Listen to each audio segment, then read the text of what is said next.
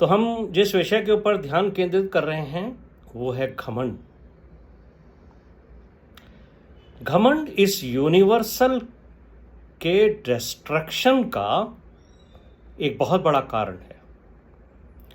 इस कायनात को बर्बाद करने के लिए जो शैतानी आत्मा काम करती है वो शैतानी आत्मा है घमंड। और उसी की वजह से बहुत सारे लोगों को जो उनको आशीषें मिलती हैं वो उनके जीवन से ड्रेन आउट हो जाती हैं। ड्रेन आउट का मतलब आप समझते हैं ना कि हमारे जीवन से वो बह जाती हैं। घमंड के कारण आपको जो ब्लेसिंग्स मिली हुई हैं वो भी धीरे धीरे ड्रेन आउट हो जाती हैं।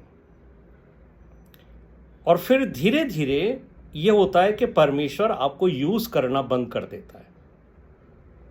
तो ये बहुत बड़ी बात है और बड़ा चिंता का विषय है कि मैं और आप ये इस बात को जांचें कि क्या हमारे अंदर घमंड है।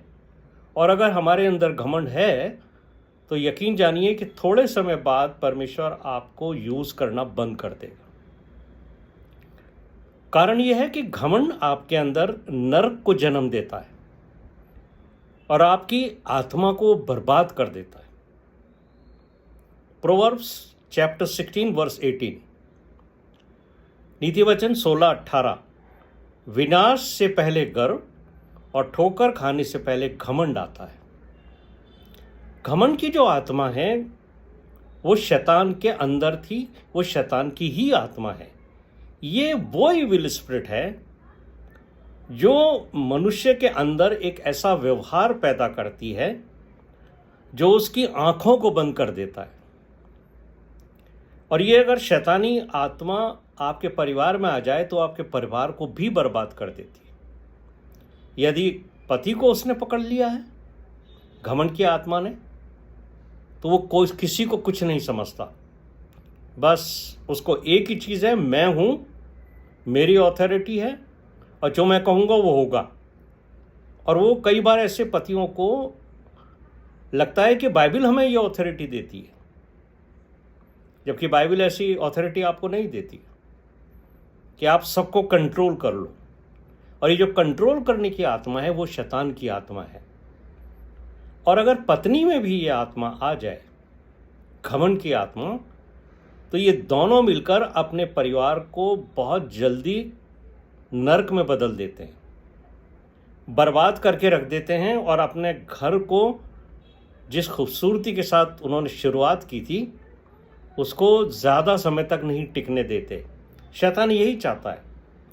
परमेश्वर घर को बनाने वाला है, परिवार को बसाने वाला है, और शैतान उस बसे बसाए परिवार को उजाड़ने वाला है। और उसके लिए वो जिस स्पिरिट का इस्तेमाल करता है वो है घमंड। और मैं ये बात बड़े स्पष्ट तौर से कहूँगा कि कई मसीहों को इस घमंड की आत्मा ने, जो शैतानी आत्मा है, इसने कब्जे कर रखा है। और इसकी वजह से बहुत सारे मसीही एक फेलियर लाइफ जी रहे हैं, एक डिफीटेड लाइफ जी रहे हैं, और साथ ही साथ वो एक आइसोलेटेड लाइफ जी रहे हैं। यानी निराशा उनके जीवन में है। आइसोलेशन का मतलब आप समझते ही हैं कि एकांकी जीवन उनको जीना पड़ता है। घमंड की वजह से वो लोगों से, फेलोशिप से सबसे दूर हो जाते हैं और उन्हें पता ही नहीं चलता है कि इसकी वजह शैतान की वो आत्मा है जो उनके अंदर काम करती है।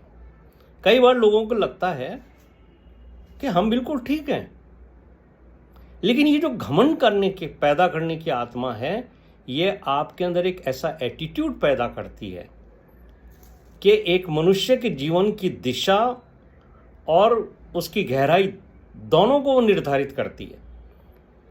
हमारा बाहरी व्यवहार हमारे अंदर के रवैये को, यानी एटीट्यूड को प्रतिबिंबित करता है। वो हमारा जो अंदर का व्यवहार है, हमारा जो चरित्र है, वो हमारे बाहरी व्यवहार से लोगों के सामने आ जाता है। नीति वचन का 8वां अध्याय उसके 13वें पद में, मैं घमंड और घमंडी चाल से घृणा करता हूं। परमेश्वर स्पष्ट तौर से कई बार मुझे और आपको ये वचन के द्वारा समझा सका है। परमेश्वर कहता है मैं घमंड और घमंडी चाल से घृणा करता हूं। परमेश्वर घमंडी लोगों से घृणा करता है और उनके विरोध में भी परमेश्वर खड़ा हो जाता है, क्योंकि ये जो घमंड करने की आत्मा है ना, यही है वो शैतानी आत्मा, जो परमेश्वर नहीं चाहता कि उसने आपको पवित्र जीवन जीने की बुलाहट दिया, उसने आपको चुना, आपके पापों को उसने क्षमा किया, उसके बावजूद ये घमंड करने की आत्मा आपको पकड़ ले। इसलिए याकूब का 4 अध्याय उसके 6 पद में लिखा है, परमेश्वर अभिमानियों का विरोध करता है। अब आप देखिए कि शैतान तो आपका विरोध करता ही है, शैतान के लोग आपका विरोध करते हैं, लेकिन अगर परमेश्वर आपका विरोध करने लगे तो आपको जानना चाहिए कि परमेश्वर मेरा विरोध क्यों कर रहा है, और ये अभिमान के कारण होता है। इसलिए याकूब 4:6 पे अंडरलाइन कीजिए, जहां लिखा है परमेश्वर अभिमानियों का विरोध करता है। और इसका एक बड़ा उदाहरण है बाइबल के अंदर, एक राजा का जिक्र है जो हमने आज पढ़ा है बुक ऑफ डैनियल के अंदर, चैप्टर 4, उसके जो वर्सेस पढ़ी गई आज, उस राजा का नाम है नबूकदनेस्सर। और आइए अपनी बाइबल को खोलिए, डैनियल की पुस्तक 4 अध्याय 30 और 33 पद में विशेष कर उस राजा नबूकदनेस्सर ने क्या कहा है। ये बात उसने बड़े घमंड में भर के कही। क्या कहता है वो देखिए, राजमहल की छत पर वो टहल रहा है। राजा लोग जो हैं वो छतों पे बड़ा टहला करते थे और यहाँ बड़ी बड़ी बातें करते थे उन लोगों के साथ जो उसके साथ छत पर हुआ करते थे। क्या कहने लगा है वो, ये बड़ा बेबीलोन मैंने ही अपने बल और सामर्थ्य से बनवाया है। ये क्या घमंड की बात है। वो कह रहा है ये जो बेबीलोन है ना, अरे ये मैंने बनाया है, मेरी सामर्थ्य से बनाया है कि मेरे प्रताप की बढ़ाई हो। अपने राजभवन के बारे में भी वो बहुत बड़ी बात कर रहा है। लेकिन अगर आप इंग्लिश के बाइबल पढ़ोगे वहाँ ये बात बहुत ज़्यादा आपको स्पष्ट होगी, एक्सप्लेन करेगी। और स्टैंडर्ड वर्जन जो है बाइबल का, वहाँ लिखा है is not this great Babylon. ये नबूकदनेस्सर के शब्द हैं। एक एक शब्द पे देखना आप कितना वजन है इसके अंदर। Which I have built by my mighty power. Mighty power, क्या बात है, कितना उसका घमंड है। ये देखिए क्या कह रहा है वो, एज अ रॉयल रेसिडेंस। वो हो अपने राजभवन को मैंने इतना ज़बरदस्त बनाया है। उसका घमंड देखिए कि दुनिया में कोई ऐसा राजभवन नहीं। आगे वो क्या कहता है, and for the glory of my majesty. क्या शब्दों का इस्तेमाल किया है, इतना घमंड से भरा हुआ शब्द हैं ये। और ये जो शब्द है ना मैजेस्टी, जो लोग बाइबल की स्टडी करते हैं मैं उनको बताना चाहता हूँ, ये शब्द सिर्फ परमेश्वर के उच्च पद, उसकी पवित्रता और राजा के रूप में उसकी जो प्रभुत्व है, यानी उसकी जो अथॉरिटी है, ये उसको व्यक्त करता है। तो ये केवल परमेश्वर को आदर देने के लिए इस्तेमाल किए जाने वाले शब्द हैं, जो उसकी महिमा, उसकी ग्लोरी को प्रकट करता है। लेकिन जब यही शब्द मैजेस्टी मनुष्य के लिए यूज करता है, कोई भी मनुष्य अपने लिए यूज करता है, या कोई दूसरा व्यक्ति किसी राजा या किसी बड़े उच्च पद वाले व्यक्ति के लिए मैजेस्टी वर्ड को इस्तेमाल किया जाता है, तो उसमें शैतान की आत्मा, जिसे घमंड की आत्मा कहते हैं, स्पिरिट ऑफ प्राइड, ये उसको गर्व महसूस कराती है। और बाइबल में प्राइड का सबसे गंभीर उदाहरण जो है वो शैतान के बारे में लिखा हुआ है, जो हमारी बेटी शरोन ने अभी पढ़ा। यशाया का 14वां अध्याय 13 से 14 पद के अंदर यहाँ पर देखिए क्या घमंड से शैतान बातें करता। और जब मनुष्य में ये आत्मा आ जाती है तब मनुष्य भी बड़ी घमंड के भरी भरी बातें करता है। क्या कहता है वो देखिए। पहले वो कहता है शैतान, इब्लीस, मैं स्वर्ग पर चढ़ जाऊंगा। ये तो उस समय की बात है जब वो फरिश्ता था। खुदा के नज़दीक वो एक फरिश्ता था, लेकिन जब उसमें घमंड आ गया तो वो कहता है मैं स्वर्ग पर चढ़ जाऊंगा। यहां मैं आपको स्पष्ट कर दूं कि खुदा जो है, सर्वशक्तिमान ईश्वर, वो सबसे ऊंचे वाले स्वर्ग पर है। और ये जितने भी लोग, जितनी भी बातें हैं जो बाइबल में लिखी गई हैं, जिन लोगों ने परमेश्वर से बात की है, वो नीचे वाले स्वर्ग से बात की गई है। तो यहाँ उसके मन में एक इच्छा है कि मैं भी उस स्वर्ग पर चढ़ूं जहां परमेश्वर का निवास है। और वो कहता है मैं अपना सिंहासन परमेश्वर के तारागणों से भी ऊंचा करूंगा। यानी वो तो परमेश्वर के स्वर्ग के बराबर अपना सिंहासन लगाना चाहता है। और वो क्या कहता है, मैं परम प्रधान के तुल्य बन जाऊंगा। वंडरफुल, क्या घमंड है, क्या इमेजिनेशन है। और यही उसने हवा से भी कहा था। याद है आपको? अगर आप जेनेसिस चैप्टर 3 वर्स 4 पढ़ेंगे तो वहां पर वो हवा से कहता है कि तुम भी परमेश्वर के तुल्य बन जाओगे, जब तक उसको गिरा दिया गया था शैतान को।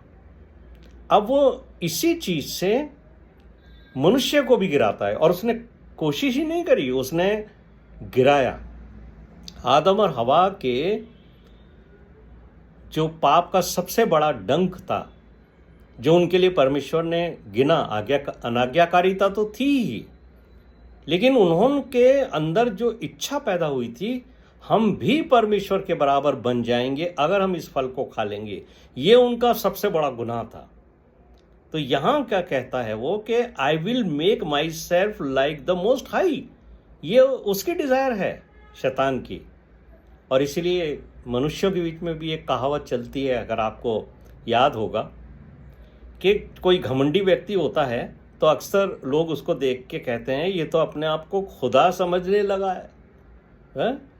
कोई बहन हमारी जो है बड़े ज़्यादा घमंड में भर जाती है तो बहुत सी लड़कियां या हमारी बहनें कहती हैं कि ये तो अपने आप को खुदा समझने लग गई है। ये बेसिकली एक कहावत के रूप में कहा जाता है उन लोगों के लिए जो लोग घमंड से भरे हुए हैं। और घमंड के कारण नबूकदनेस्सर का क्या हाल हुआ था आपको मालूम है ना? ये पढ़ा हमने, उसको और पढ़िएगा आज, ताकि आपको मालूम होना चाहिए कि घमंडी व्यक्ति को जो शैतानी आत्मा है जो उसके अंदर काम करती है, खुदा उसकी क्या हालत कर देता है। और नबूकदनेस्सर के बारे में क्या लिखा हुआ, उसका क्या हाल हुआ, जो आपको वर्स 31 और 32 में मिलेगा, डैनियल चैप्टर 4 में। पहली चीज, परमेश्वर ने कहा तेरा राज्य तेरे हाथ से निकल गया। घमंड किया ना इतना बहुत ज्यादा, अब तू राजा नहीं रह पाएगा, ये राज्य तेरे हाथ से निकलेगा। दूसरी बात, परमेश्वर ने जो घमंड का उसको दंड दिया, कहा तू मनुष्यों के बीच में से निकाला जाएगा। यानी तू जो लोगों के बीच में बैठ के बड़ी बड़ी घमंडी बातें करता है, उसको परमेश्वर ने कहा मैं तुझे इस लायक ही नहीं छोड़ूंगा कि तू मनुष्यों के बीच में बैठ भी सके। यानी तुझे सब तरह की लोगों की संगति से अलग करके तुझे आइसोलेशन में ले जाऊंगा। फिर जो बात तीसरी सबसे ज्यादा पनिशेबल रही है, खुदा ने क्या कहा उसको, तू पशुओं के संग रहेगा। यानी मैं तेरी ऐसी हालत कर दूंगा कि मनुष्यों के बीच में से मैं तुझे सिर्फ निकालूंगा नहीं, बल्कि मैं तुझे जानवरों के साथ रख दूंगा। और क्या कहा है परमेश्वर ने, तू बैल के समान घास खाएगा। तो आप जान लीजिए कि जब परम प्रधान परमेश्वर जो राज्य की बागडोर जो है वो चाहे जिसको दे सकता है, ये परमेश्वर की इच्छा है। पद उसकी ओर से मिलते हैं, राज्य उसके ओर से मिलते हैं, अधिकार उसकी ओर से मिलते हैं, लेकिन परमेश्वर कहता है मैं जिसे चाहूं उसे दे देता हूं, ये मेरे अधिकार में है, मैंने तुझे दिया। लेकिन तूने जिस तरीके का एटीट्यूड दिखाया, जिस तरह की भाषा का तूने इस्तेमाल किया है, वो मैं तुझे तेरा हाल ये करूंगा कि तू बैलों के समान घास चढ़ने लगेगा। और रात में जानवर के लिए स्थान नहीं होता है। आपने देखा होगा कि रात के समय ओस गिरती है, ठंड गिरती है। आपने देखा होगा बारिश के समय भी जानवर खड़े रहते हैं, बारिश में भीगते हैं, रात के समय ठंड के अंदर रहते हैं, ओस उनके ऊपर गिरती है। ये जानवरों का हाल होता है। खुदा ने नबूकदनेस्सर की ये हालत कर दी कि वो जानवरों की जैसे ओस के अंदर भीगा करता था।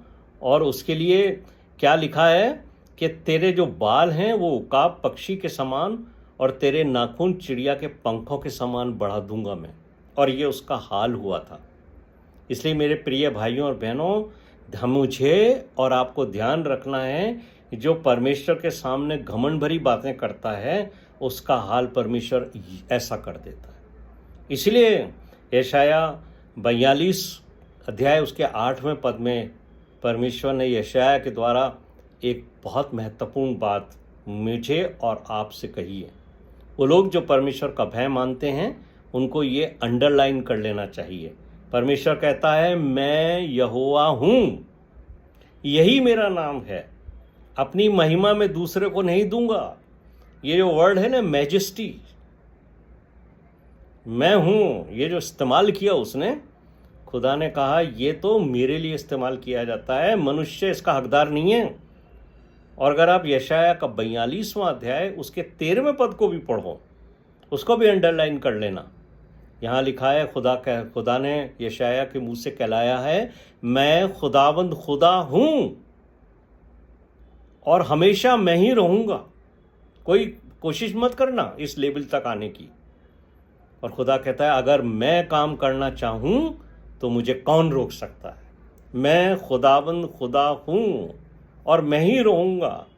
कभी घमंड में भरकर मेरी महिमा को लेने की कोशिश मत करना। लेकिन यीशु मसीह में खुदा हमें एकताई में लाता है। लेकिन याद रखें, मैं और आप कभी उसकी महिमा को लेने की कोशिश ना करें। इसलिए कहते हैं कि प्राइड डिफाइज गॉड। जो व्यक्ति घमंड करता है वो वास्तव में परमेश्वर की उपेक्षा करता है और परमेश्वर का सामना करता है। याद है आपको, मूसा जब इस्राएलियों को निकाल कर ला रहा था, उसके पहले वो फिरौन के सामने खड़ा हुआ और फिरौन से उसने कहा कि खुदा ये कहता है, यहोवा परमेश्वर, मेरे लोगों को जाने दे कि वो जंगल में मेरी उपासना करें, मेरी वेदी बनाएं। अरे देखिए, एक्सोडस चैप्टर 5 वर्स 14 के अंदर क्या लिखा है। निर्गमन का 5वां अध्याय उसके 14वें पद में फिरौन कहता है, यहोवा कौन है भाई? हाँ, कौन है यहोवा कि मैं उसकी बात मानूं? क्या घमंड की बात है। हो पढ़िएगा इसको भी।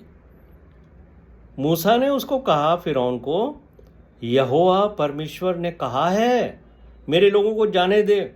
और फिरौन घमंड में इतना बढ़ा हुआ, उस समय तो मिस्र माइटी पावर था, इतनी वर्ल्ड की जो सुपर पावर जिसको कहते हैं ना, वो अपने आप को समझता था। जैसे आज अमेरिका सुपर पावर है, उस ज़माने में मिस्र हुआ करता था। जो उसका जो राजा था फिरौन, वो बड़ा घमंडी था। वो कहता है, यहोवा कौन है भाई जब मैं उसकी बात मानूं? मूसा उसके सामने से निकल कर चला गया था। जब आप उसे पढ़ोगे तो परमेश्वर यहोवा ने मूसा से कहा था कि अब तू देखना कि मैं इसका क्या हाल करता हूँ। और मेरे प्रिय भाइयों और बहनों, उसके बाद जितनी विपत्तियाँ मिस्र में आई हैं उतनी दुनिया के किसी देश के ऊपर खुदा ने कभी नहीं डाली। आप पढ़ोगे, एक से एक खतरनाक विपत्तियाँ। लेकिन घमंडी इंसान का मन इतना कठोर हो जाता है कि वो इस बात को समझता नहीं है कि उसका परिवार बर्बाद हो रहा है, उसके रिश्तेदारों के साथ संबंध खत्म हो रहे हैं, भाई बहनों में झगड़े हो रहे हैं, सब कुछ वो बर्बाद कर लेता है और अकेला रहने को मजबूर हो जाता है। और इसीलिए प्रोवर्ब्स चैप्टर 16 वर्स 5 के अंदर नीति वचन 16:5 में लिखा है, सब मन के घमंडियों से परमेश्वर घृणा करता है। Pride defies God. सामना करते हैं हम, जब हम घमंड भर के बातें करते हैं तो बेसिकली हम परमेश्वर को ही तुच्छ समझने लगते हैं।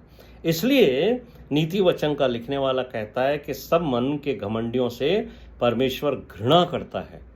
ऐसे लोग निर्दोष ना ठहरेंगे, ऐसे लोग निर्दोष ना ठहरेंगे। एक और राजा था, राजा उजिया। उसका भी अगर आप पढ़ेंगे दूसरा इतिहास 26वां अध्याय उसके 16 से 21 पद तक, तो वो भी बहुत घमंड में भर के क्या क्या बोलता है। आप पढ़िए इसको। और एक चीज़ और जो प्राइड करती है, वो क्या करती है? Pride defile humans. वो घमंड जो है वो एक विश्वासी को अपवित्र करता है, अशुद्ध करता है। साथ ही मन, सोच और आत्मिक जीवन, ये सारा का सारा जो अंदर से हमारा होता है उसको वो बर्बाद करता है, अपवित्र करता है, अशुद्ध करता है। इसीलिए यीशु मसीह ने बात कही थी कि जो मन से निकलता है ना, वो आपके अंदरूनी जीवन को बताता है। जो चीज़ बाहर से अंदर जाती है वो मनुष्य को अशुद्ध नहीं करती है, लेकिन जो अंदर से बाहर आती है वो मनुष्य को अशुद्ध करती है। तो अशुद्धता मन से निकलती है, लेकिन उसके पहले आपका मन अशुद्ध करता है, और वो है शैतान। भजन 119 उसके 21वें पद में ये बात लिखी है। भजनकार कहता है, हे परमेश्वर, तूने अभिमानियों को जो श्रापित हैं घुड़का है। यानी भजनकार इस बात को कहता है मुझे और आपको कि जो घमंड करते हैं वो परमेश्वर की नज़र से श्रापित हैं। क्यों? क्योंकि वो तेरी आज्ञाओं से भटके हुए हैं। जब हम घमंड करने लगते हैं ना मेरे प्रिय भाइयों और बहनों, तब हम मनुष्य के साथ अपने संबंध बना खराब कर लेते हैं, और फिर हम अपने आप को अलग कर लेते हैं। लोग हमसे धीरे धीरे दूर होने लगते हैं। आप अपने आप को भले ही कितना ये समझो मैं हाईली एजुकेटेड हूँ, मैं हाई पोस्ट पर हूँ, लेकिन बेसिकली ये घमंड की वजह से परमेश्वर आपको धीरे धीरे श्रापित कर रहा है कि आप आइसोलेशन में जा रहे हैं। और आपकी यह हालत हो जाती है कि घमंडी व्यक्ति के पास कोई खड़ा होना, उससे बात करना भी पसंद नहीं करता, और वो अकेला रह जाता है। जैसे ये राजा नबूकदनेस्सर अकेला रह गया था। राजा उजिया का जीवन देखिए। मेरे प्रिय भाइयों और बहनों, ये शैतानी आत्मा से बचिए। और आज रात को जब आप अपने बिस्तर पे होते हो, अपने जीवन को टटोलिए। क्या आपके अंदर शैतान की ये आत्मा निवास करती है? क्या आप घमंड से भरी हुई बातें करते हो? क्या आप अपने आप को ऊंचा दिखाने के लिए ऐसी ऐसी बातें करते हो कि उससे आपको ये ध्यान नहीं होता कि परमेश्वर मेरे मुंह से निकले हुए इन शब्दों के कारण मुझसे नाराज़ हो सकता है? कहीं मैं अपने आप को इतना ऊंचा तो नहीं बना रहा हूँ, या मैं इतना ऊंचा तो नहीं बना रही हूँ कि मैं दूसरों को बिल्कुल तुच्छ ही समझने लग जाऊँ? मनुष्य को परमेश्वर ने अपने हाथों से रचा है। जो मनुष्य को तुच्छ समझता है वो बेसिकली परमेश्वर को तुच्छ समझता है, क्योंकि परमेश्वर मनुष्य से बहुत प्यार करता है, और हर एक व्यक्ति को जो पाप कर भी लेता है उसको इतना प्यार करता है कि मौका देता है कि वो वापस लौट आए।